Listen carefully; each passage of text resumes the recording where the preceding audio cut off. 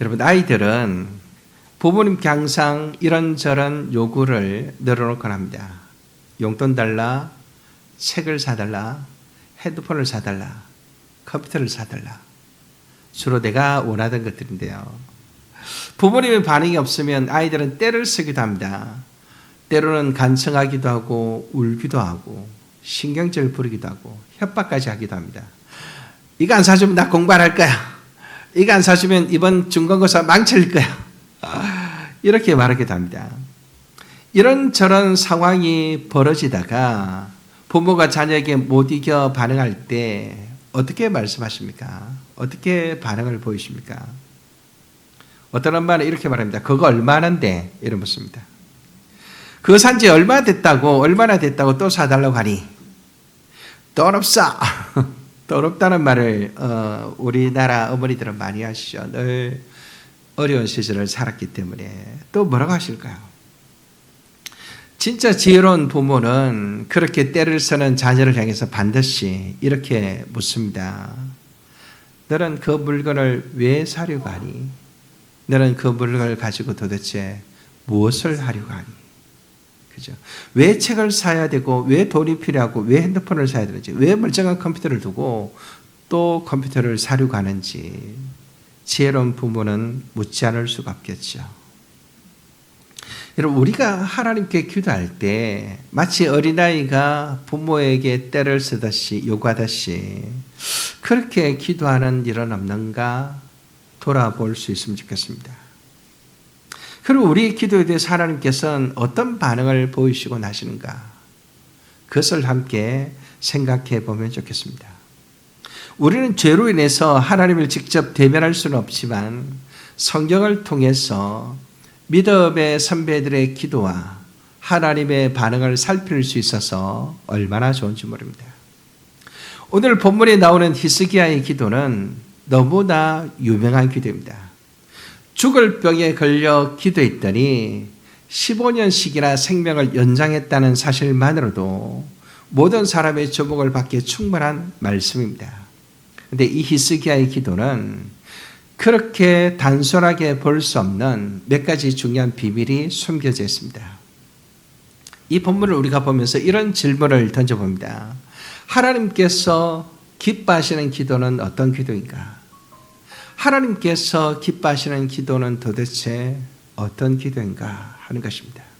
그래서 우리가 특세를 하거나 매일 우리가 기도하거나 기도할 때마다 어떻게 기도해야 되는지를 좀 점검해 보려고 하는 것이죠. 히스기야는 유다의 왕들 중에 다윗의 모든 행위와 같이 여호와 보시기에 정직히 행하던 왕이었습니다. 유다의 왕들 중에 선한 왕 중에 한 사람이었습니다. 그런데 그가 어느 날 죽을 병에 걸렸습니다. 이 사실을 이사야 선지자가 전해주었을 때 그런 목숨에 대한 절절한 애착을 가지고 필사적으로 하나님께 기도합니다. 보통 목숨에 대한 애착이 있어도 필사적으로 기도하는 일 자체는 쉽지 않습니다. 평소에 기도가 연습되어 있지 않으면, 전에도 말했죠. 힘들면 기도부터 안 하는 게 인간의 연약함입니다. 진짜 힘들 때 기도의 자리로 나아가는 것은 상당한 훈련이 되어 있어야 기도의 자리로 나아갈 수 있습니다. 적어도 히스기야는 상당히 기도했던 사람이라는 것을 알 수 있는데요. 누군들 죽을 병에 걸리면 낫기를 원하지 않겠습니까? 누군들 너가 죽을 것이라고 말하면 살려달라고 애원하지는 않겠습니까? 히스기야도 그런 마음을 가지고 사람들 앞에 가거나 또 사람들 앞에 하소연을 하거나 하지 않고 하나님 앞에 나아가 기도하였습니다. 2절과 3절을 다시 한번 보십시오. 여러분 같이 한번 읽겠습니다. 2절과 3절 같이 읽습니다. 시작. 히스기야가 낮철 벽으로 향하고 여호와께 기도하여 이르되 여호와여 구하오니 내가 진실과 전심으로 주 앞에 행하며 주께서 보시기에 선하게 행한 것을 기억하옵소서 하고 히스기야가 심히 통곡하더라. 이 기도를 가만히 살펴보면 세 가지 혹은 네 가지 특징이 나오는 것을 우리가 볼 수 있는데요. 제가 오늘의 기도가 약간 좀 복잡하기 때문에 여러분 주보에다가 그 내용을 핵심되는 요지를 제가 적어놨습니다. 세 가지 기도의 특징이 있는데요. 첫째는 면벽 기도입니다. 면벽 기도. 낯을 벽으로 향하고 여호와께 기도했다는 것은 아까 우리 충만이가 대답을 잘했죠. 충만이가 뭐라 말했죠? 하나님 외에는 아무것도 바라보지 않겠다는 의미인 것입니다. 오직 하나님께만 집중하며 기도하겠다는 것입니다. 그죠? 하나님만 바라보고 하나님만 기대고 하나님만 기대하면서 그렇게 기도하겠다는 것이죠. 히스기야의 시대에 얼굴은 중요한 상징적 의미를 내포하고 있습니다. 예를 들면 얼굴을 든다고 할 때 그것은 그 대상에 대한 존경심을 나타내는 것입니다. 누구에게서 얼굴을 돌려버렸다라는 말은 그 사람에 대한 경멸이나 무관심을 가리킵니다. 그래서 얼굴을 향한다는 것이 중요하죠. 그러므로 히스기야가 그 얼굴을 벽으로 향했다는 것은 그 어떤 사람과도 대면하지 않고, 다시 말하면 사람들에게 관심을 가지지 않고 오직 하나님께만 집중하겠다는 것을 보여줍니다. 하나님만 의지하겠다는 것을 보여줍니다. 히스기야는 하나님께만 향하였습니다. 하나님께만 집중하였습니다.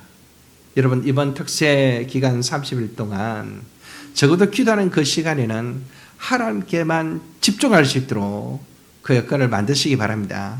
가능하면 예배실로 와서 하면 좋지만 우리가 거리가 멀고 출퇴근 시간이 있으니까 어쩔 수 없이 집에서 하는데, 집에서 할 때 옷을 단정하게 입고 하나님께만 온전히 집중해서 기도를 할 수 있기를 바랍니다. 둘째는 공로 기도라고 할 수 있는데요. 공로 기도란 자신이 하나님 앞에서 잘한 것을 나열하는 기도입니다. 3절을 보면 내가 진실과 전심으로 주 앞에 행하며 주께서 보시기에 선하게 행한 것을 기억하옵소서. 여러분, 이 기도 어떻게 생각하세요? 여러분, 저를 보세요. 이 기도 어떻게 생각하세요? 잘한 기도일까요?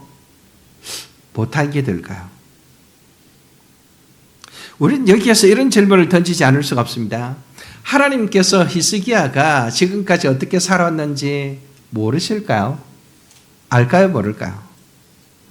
아시겠죠. 그죠? 모르시기 때문에 히스기야의 영혼을 천국으로 부르시는 것일까요? 그래서 히스기야가 자기가 뭘 잘했는지 일일이 열거해야만 하나님께서 알아차릴 수 있으실까요? 그렇지 않겠죠. 성경에서 공로 기도와 대비되는 것은 말씀 기도입니다. 자신의 공로를 붙들고 기도하는 것이 아니라 말씀을 붙들고 기도하는 것이 말씀 기도입니다. 대표적으로 느헤미야의 기도를 들 수 있죠. 느헤미야는 바벨론의 포로로 잡혀가 있으면서 그의 고향 예루살렘이 되었다는 소식을 들었습니다. 그러고 나서 금식하며 하나님 앞에 기도할 때에 하나님이 주신 약속의 말씀을 붙들고 기도합니다. 옛적에 여호와께서 주의 종 모세에게 명령하여 이르시되 만일 너희가 번제하면 내가 너희를 여러 나라 가운데 흩을 것이요 만일 내게로 돌아와 내 계명을 지켜 행하면 너희 쫓긴 자가 하늘 끝에 있을지라도 내가 거기서부터 그들을 모아 내 이름을 두르고 택한 곳에 돌아오게 하리라 하신 말씀을 이제 청하건대 기억하옵소서. 하나님이 이렇게 말씀하시지 않았습니까? 하나님이 약속하시지 않았습니까? 우리가 회개하면 다시 돌아가게 하겠다고 약속하지 않았습니까? 이렇게 기도한 것. 이게 바로 말씀 기도인 것이죠. 그죠? 근데 지금 히스기야는 무슨 기도를 하고 있죠? 공로 기도를 하고 있습니다. 이 기도를 하나님께서 정말로 기뻐하실까? 잠시 생각해 보세요. 세 번째는 통곡 기도입니다. 통곡 기도. 히스기야는 자신의 목숨을 위해 기도하는데 심히 통곡하였습니다. 그죠? 3절 끝에 보면 히스기야가 심히 통곡하더라 이렇게 되어 있죠. 아수르가 코앞에 쳐들어와서 위험할 때도 성전에 뛰어올라가 담대히 기도했던 히스기야가 자신의 생명이 이제 얼마 남지 않았다는 소식을 들었을 때는 하나님 앞에 통곡하지 않을 수가 없었습니다. 이것은 인간에게 정말로 피할 수 없는 일입니다. 누구라도 목숨이 위태로울 때 통곡하지 않을 사람이 어디 있겠습니까? 뿐만 아니라 15년 연장된 시기에 낳았던 므낫세가 왕위를 계승한 것으로 볼 때 이때까지 히스기야는 왕권을 이어줄 아들이 없었던 것으로 보입니다. 이 때문이었을까요? 어쨌든 그는 심히 통곡하며 주 앞에 기도하였습니다. 저는 우리 김포 장로교회 목사로서 자신의 생명뿐만 아니라 교회를 위하여 하나님의 나라를 위하여 통곡하며 기도하는 성도들이 많이 일어나기를 바랍니다. 그들의 기도를 통해서 하나님의 교회가 든든히 서고 이 나라가 든든히 설 줄 믿습니다. 어려운 시대일수록 기도하는 사람들이 필요합니다. 우리가 새벽마다 줌으로 비록 모이지만 함께 기도하시는 우리 전 목사님, 사모님, 언지자매, 정명제 여러 사람들이 늘 함께 기도하는 것을 하나님이 얼마나 기뻐하실까? 그렇죠? 얼마나 기뻐하실까? 여러분 기도할 때 정말 우리의 마음 깊은 곳에서 통곡이 올라오는 그런 기도의 자리에 들어갈 수 있기를 바랍니다. 통곡의 기도의 대표적인 인물이 한나입니다. 한나. 사무엘상 1장 10절에 보면 한나가 마음이 괴로워서 여호와께 기도하고 통곡하며 이렇게 되죠. 자식이 없어서 하나님 앞에 통곡하며 기도하던 한나에게 사무엘이라는 위대한 인물을 아들로 주셨습니다. 아무랬던 사사시대를 마감하고 이스라엘의 찬란한 왕권 시대를 열게 했던 위대한 사람 사무엘이 바로 한나의 통곡 기도를 통해서 하나님의 응답으로 주어진 선물이었다는 것을 우리는 절대로 잊어서는 안 됩니다. 여러분 우리가 하나님 앞에 기도할 때마다 너무 맹숭맹숭하게 기도하면 안 됩니다. 정말로 기도할 때마다 우리의 마음에서 우러나오는 기도, 그래서 내 눈물샘이 터지는 기도를 종종 경험하고 그런 심정으로 하나님 앞에 기도하지 않았다면 그런 기도의 시간을 가져보셔야 됩니다. 저는 이번에 기도로 준비하면서 토요일 날에는 예배당에 모여서 기도해야 되겠다 마음을 먹게 됐습니다. 예배당에 모여서 한번 통곡하며 기도하고 소리 지르면서 기도하고 함께 힘을 다하여 기도하고 하나님 정말로 이 교회가 영혼 구원하여 제자 삼는 교회가 되게 하여 주시옵소서. 하나님이 정말로 크신 은혜로 우리에게 VIP들을 보내주셨는데 이 VIP들이 교회로 와서 정착하는 일이 보통 어려운 게 아닙니다. 지금 우리가 세례를 준 원철 형제나 지송 자매가 허리가 아파서 계속 못 나오고 있습니다. 또 유한준 청년은 몇 번이나 줄 오겠다 약속했는데 오늘 또 안 왔습니다. 이런 걸 보면 우리의 한계를 절감하지 않을 수 없고 하나님 앞에 통곡하지 않으면 안 된다는 것을 깨닫습니다. 이런 목장 모임에 오고 있는 그 VIP들이 자신의 삶의 일부로서 목장 모임을 받아들이고 자신의 삶의 7분의 1을 잘라서 주일날마다 하나님께 드리는 자리에 이르기까지 여러분 기도가 없이는 안 됩니다. 기도하지 않으면 절대로 일어날 수 없습니다. 특별히 통곡의 기도에까지 나아가야 그 지옥으로 가는 그 영혼 한 사람 한 사람을 붙들고 하나님 앞에 애절한 마음으로 통곡하는 기도의 자리까지 나아가야 그 영혼들이 하나님께 구원받을 수 있다는 것을 우리는 절대로 있어서는 안 될 것입니다. 자, 그러면 히스기야의 기도에 대해서 하나님께서 어떻게 응답하시는지 살펴보면 좋겠습니다. 히터를 좀 줄이거나 끄면 좋겠습니다. 어떻게 응답하시는가? 첫째는 신속한 응답입니다. 야, 하나님의 응답이 끝내줍니다, 여러분. 20장 4절을 같이 한번 읽겠습니다. 20장 4절 시작.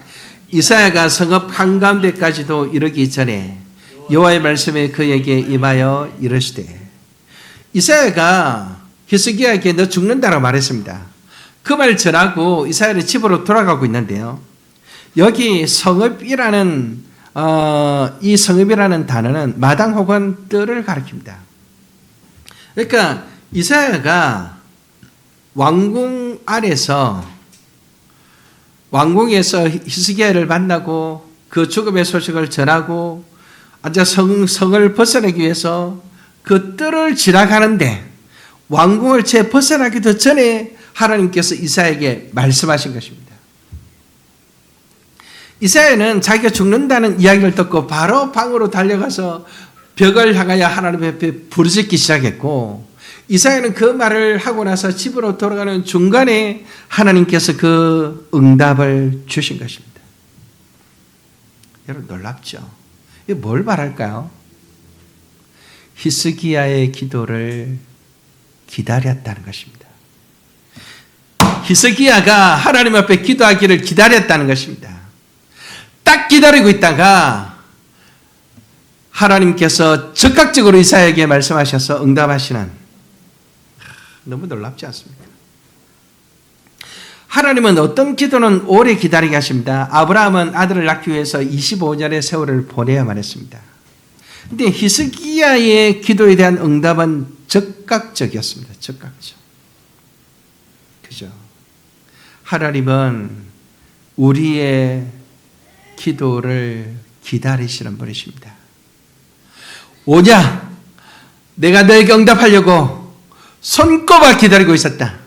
네가 나에게 와서 나를 향하여 면백기도 그리고 통곡기도를 하도록 기다리고 있었다. 내가 너에게 응답하지 못할 이유가 무엇이겠느냐?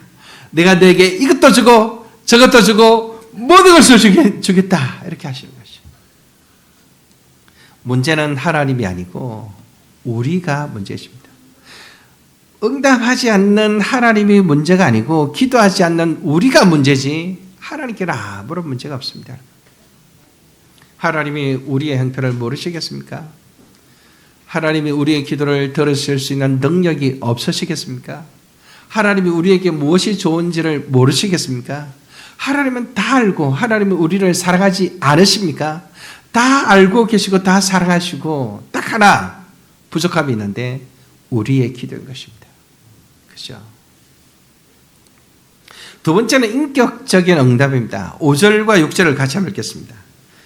여러분 5절과 6절을 같이 읽습니다. 시작. 너는 돌아가서 내 백성의 주권자 히스기야에게 이르기를 왕의 조상 다윗의 하나님 여호와의 말씀이 내가 내 기도를 들었고 내 눈물을 보았노라. 내가 너를 낫게 하리니 내가 3일 만에 여호와의 성전에 올라가겠고 내가 내 날에 15년을 더할 것이며 내가 너와 이 성을 아수르 왕의 손에서 구원하고 내가 나를 위하고 또 내 종 다윗을 위함으로 이 성을 보호하리라 하셨다 하라 하셨더라. 아멘. 여러분 나중에 5절과 6절을 여러 번 읽으면서 묵상을 좀 해보시길 바랍니다. 여호와의 응답을 가만히 살펴보면 매우 인격적으로 응답하시는 것을 볼 수 있습니다. 내 기도를 들었다라고 말합니다. 면벽 기도에 대한 응답이라고 말할 수 있습니다. 내 눈물을 보았노라 라는 말씀은 무엇에 대한 응답입니까? 통곡 기도에 대한 응답입니다. 그죠? 나중에 볼펜으로 이렇게 연결을 해두면 나중에 묵상할 때 도움이 되겠죠. 내 기도를 들었다라는 말은 면벽 기도에 대한 응답이고 내 눈물을 보았다라는 말은 통곡 기도에 대한 응답입니다. 그리고 그 뒤에 나오는 말씀은 응답의 결과군 내용이라고 할 수 있는데요. 내가 너를 낫게 하리니 너가 3일 만에 여호와의 성전에 올라가겠고 다 죽어가던 히스기야가 3일 만에 벌떡 일어난다는 거예요. 내가 너를 낫게 하겠고 3일 만에 성전에 올라가겠다고 말합니다. 이것은 분명한 응답의 내용입니다. 그런데 우리가 한 가지 짚고 넘어가야 될 것은 히스기야가 필사적으로 기도하면서 하나님 앞에 열거하며 자랑했던 무슨 기도에 대한 응답이 없죠? 공로 기도에 대한 응답이 없어요. 면벽 기도, 공로 기도, 통곡 기도를 했는데 하나님의 응답을 보니까 면벽 기도와 통곡 기도에 대해서는 응답하셨는데 공로 기도에 대해서는 응답을 하지 않습니다. 무시합니다. 언급조차 하지 않습니다. 그죠? 하나님이 응답을 하시려면 이렇게 말해야 됩니다.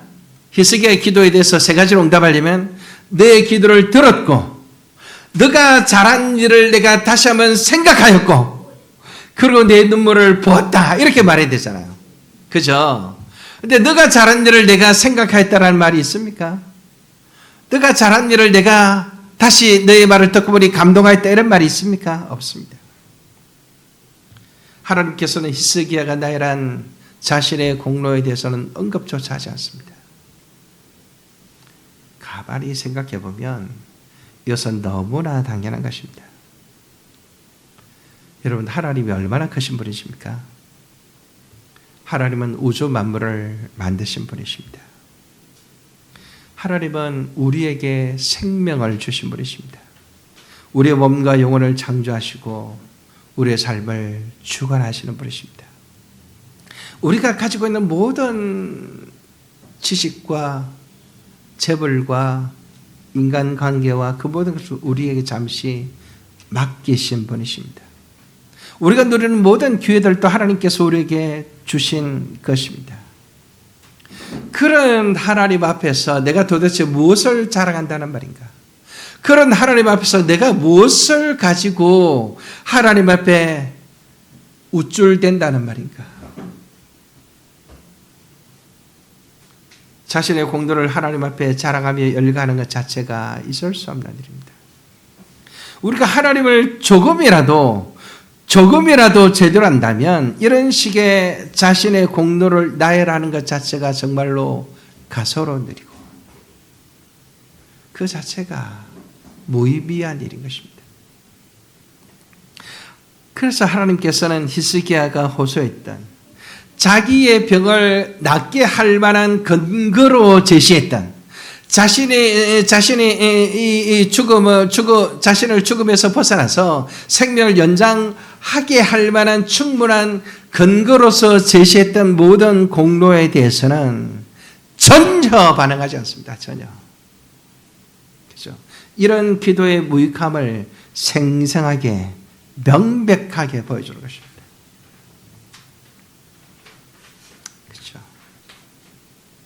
하나님이 얼마나 크신 분이신지를 모르니까, 자기에게 주어진 모든 것이 하나님의 은혜로 주어진 것을 모르니까 이런 헛된 기도를 하는 것입니다.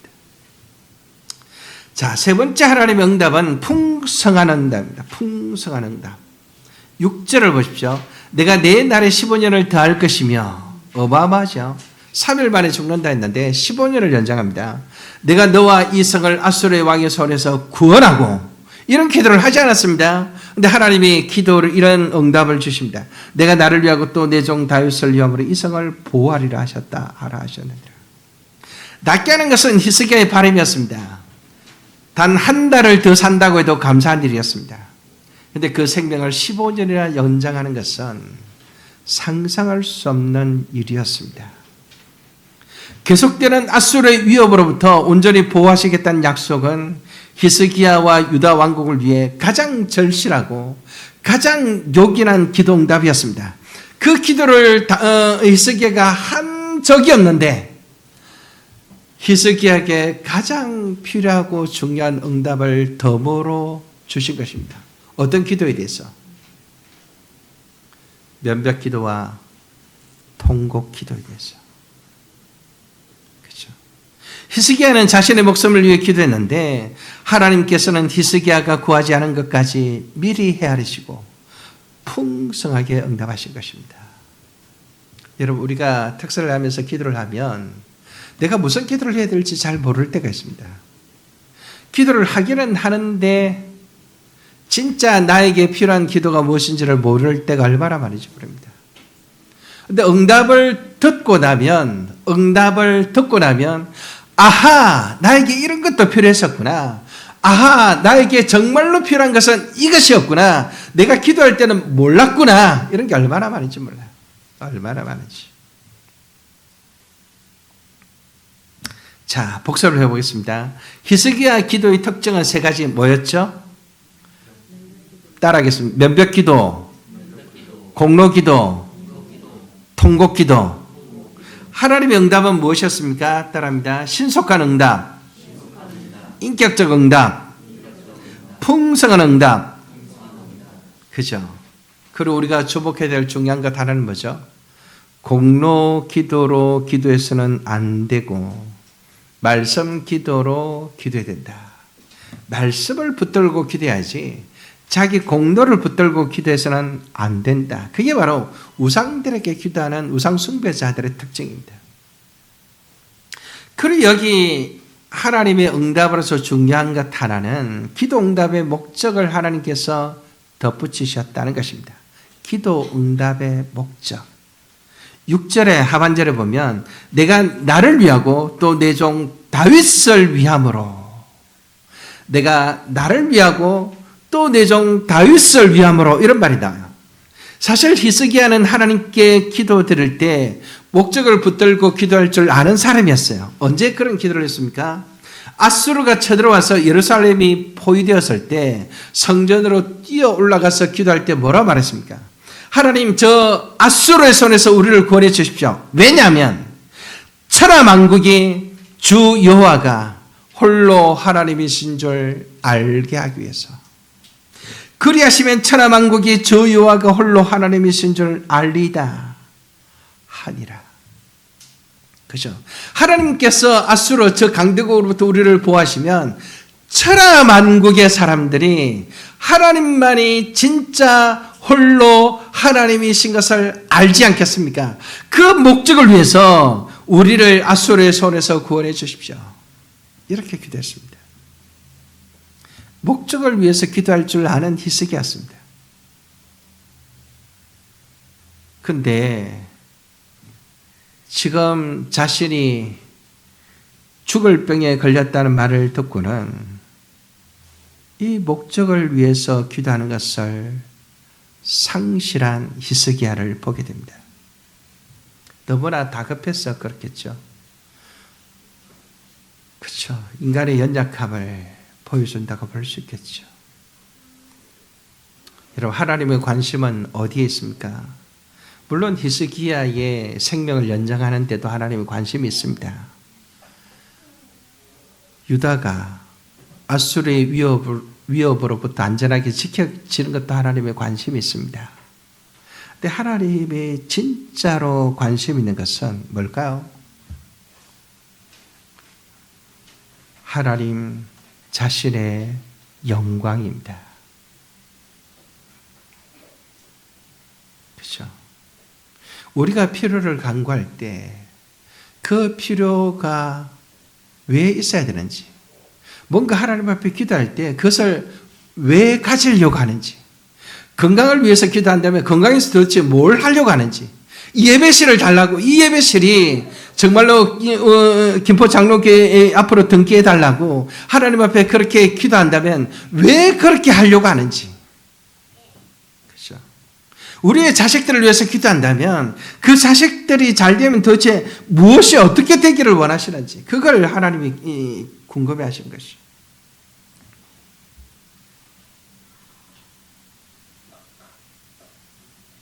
하나님 뭐라고 말합니까? 내가 나를 위하고 또 내 종 다윗을 위함으로.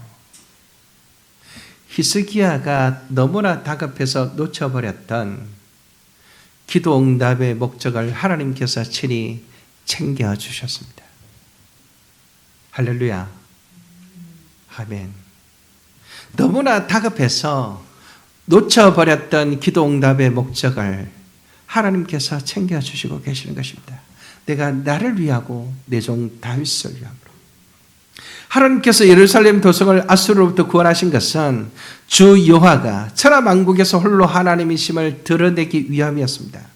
지금 히스기야의 목숨을 구해주는 것이나 예루살렘을 아수르의 손에서 보호하는 것도 하나님 자신을 위해서 하시는 것입니다. 우리는 이것을 명심해야 됩니다. 여기서 내 종 다윗을 위함으로라는 말씀은 사무엘하서 7장에 나오는 하나님과 다윗과 맺은 언약을 말합니다. 그의 나라를 견고하게 하리라 언약하셨지.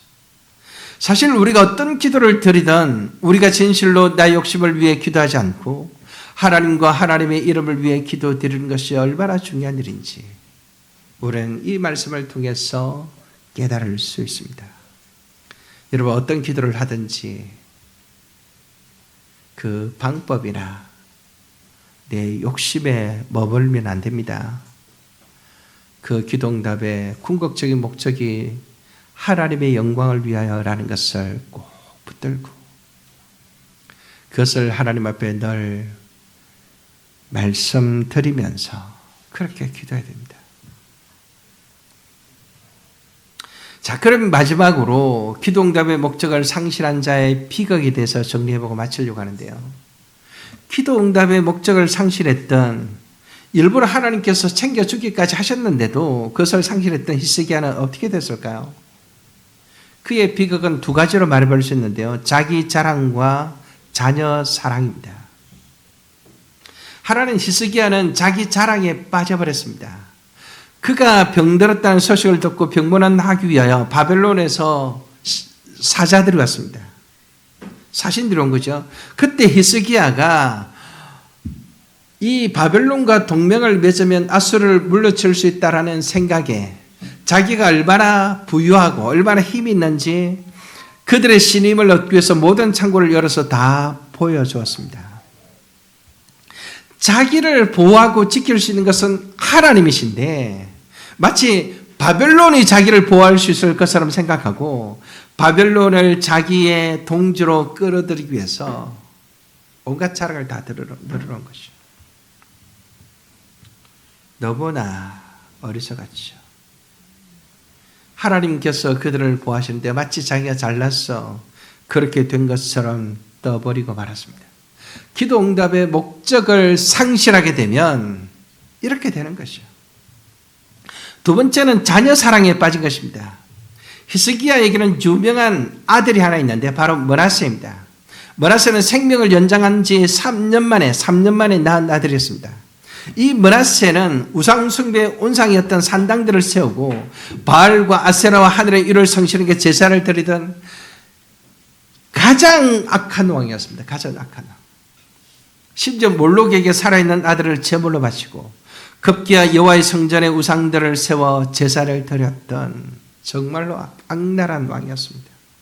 하나님께서는 므낫세의 죄로 말미암아 유다를 멸망시키겠다라고 말씀하셨습니다. 근데 그 므낫세가 히스기야가 하나님의 복을 받고 생명을 연장한 그때에 태어났습니다. 우리 이런 질문을 하지 않을 수가 없죠. 어떻게 므낫세가 이 지경이 되었는가? 그렇죠. 므낫세가 왕이 될 때가 12살이었고 유대인들의 성인식이 13살에 행해지는 것을 생각해 보면 12살은 결코 적은 나이가 아니었습니다. 유다에서 적은 나이가 아니었죠. 히스기야와 헵시바가 므낫세를 율법을 따라 엄격히 양육했다면 유다의 비극은 일어나지 않았을 것입니다. 그런데 무슨 이유 때문인지 아들 므낫세의 마음속에 하나님을 경외하는 신앙을 심어주지를 못했습니다.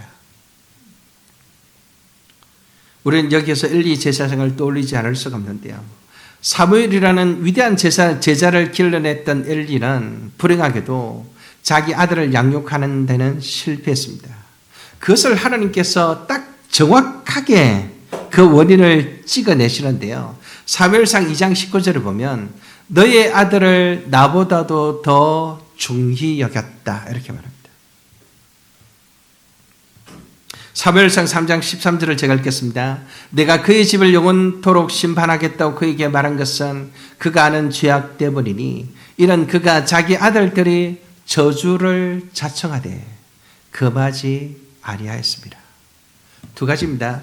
자기 아들들을 하나님보다 더 중히 여겼기 때문이고 자기 아들들이 하나님 앞에 명백한 잘못을 저지르는데 꾸중하지 않았다는 거예요. 바로잡지 않았다는 거예요. 왜 그렇습니까? 하나님보다 애들을 더 사랑했기 때문에. 그래서 아들들을 패망의 구렁텅이로 몰아넣고 말았습니다. 히스기야도 마찬가지입니다. 자기 아들을 너무 사랑한 나머지 하나님이 율법대로 제대로 가르치지 않아 우상 숭배 속으로 빠뜨리고 만 것입니다. 여러분 참으로 슬프죠. 히스기야가 기도 응답의 목적, 하나님이 자신의 생명을 왜 연장하고 하나님께서 왜 자기 나라를 아수르로부터 보호하시는지 그 기도 응답의 목적을 상실해 버리니까 자기 자랑과 자녀 사랑에 빠져서 하나님의 무서운 진노를 불러들이고 마는.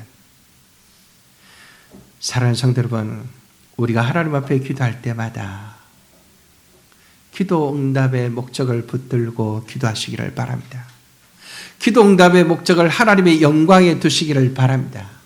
나에게 필요한 모든 것들, 내가 기도하는 모든 것들, 자녀를 위해서 기도하는 모든 것들, 우리 집을 위해서 기도하는 모든 것들, 교회를 위해서 기도하는 모든 것들, 나를 위해서 기도하는 모든 것들을 하나님을 위하여, 하나님의 영광을 위하여 기도하시기를 바랍니다. 그렇게 할 때 하나님이 우리에게 부어주시는 그 은혜가 우리와 우리 교회와 우리 가정의 가장 요긴한 것이 될 수 있습니다.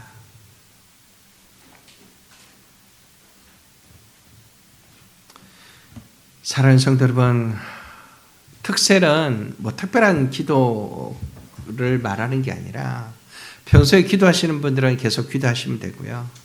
기도회에 참여하지 못하신 분들이 결심하고 참여하는 것을 의미합니다. 그리고 특세 기간에는 주일과 월요일도 하게 됩니다. 그래서 목회자로서는 대단히 힘든 과정일 것입니다. 제가 지난 목요일에는 아침에 눈을 뜨는데 눈을 뜰 수가 없는 거예요. 피곤해가지고. 금요일 아침, 토요일 아침이었나? 금요일 아침이었네요. 목요일 날 목장 모임 마치고 조금 이러저러 하다 늦게 잠들었는데, 그래서 금요일 날 새벽에는 새벽 기도를 제가 인도를 못했습니다. 우리가 새벽에 일어나서 기도를 한다는 게 늘 쉬운 일은 아닙니다. 반드시 요구되는 게 뭘까요? 저녁에 일찍 자야 하는 것입니다. 적어도 한 10시에는 자고, 그래야 새벽에 일어나서 맑은 정신에 기도할 수 있죠. 인간은 육신을 가진 존재이기 때문에 저녁을 이기지 못하면 새벽을 이길 수 없습니다. 우리가 새벽마다 특설을 하면서 기도응답의 목적을 붙들고 기도할 수 있기를 바랍니다. 기도응답의 목적은 기도응답 그 자체보다 훨씬 더 중요합니다. 기도응답의 목적은 히스기야가 붙들고 가야 될 신앙적 안전장치였습니다. 기도응답의 목적은 기도응답을 통해 새로운 기회를 가지게 된 모든 자의 표대입니다. 표대. 필요를 따라 기도하지 말고 목적을 붙들고 기도하십시오. 하나님께서 내 기도를 들어주셨다고 생각될 때마다 그 기도응답의 목적이 무엇인지를 꼭 붙들고 하나님 앞에 살아가는 우리 모든 성도들이 되시기를 주의 이름으로 축복합니다. 아멘.